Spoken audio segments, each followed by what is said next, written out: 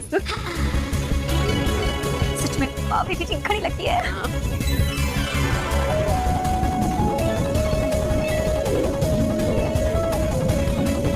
दोस्तों, आज के एपिसोड में सभी गोकुलधाम वासियों ने बावरी को बालम से शादी करने के लिए मनाया, पर बावरी ने तो पहले ना कर दी थी। फिर उसके ख्यालों में तो सिर्फ बागा ही था, लेकिन फिर सभी गोकुलधाम वासियों ने उसे खूब समझाया और उसकी मौसी ने भी खूब समझा।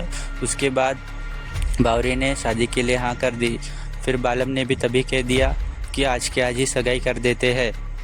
इसलिए अगले एपिसोड में बावरी और बालम की सगाई होने वाली है, पर वो सगाई जेठालाल रोकने वाला है। जेठालाल आके बालम की सगाई रोकने वाला है और शायद से इसके बाद बागा और बावरी की शादी होने वाली है। इसलिए ये एपिसोड बनाया गया है कि सभी लोग थक हार के बागा और बावरी की शादी कर दे।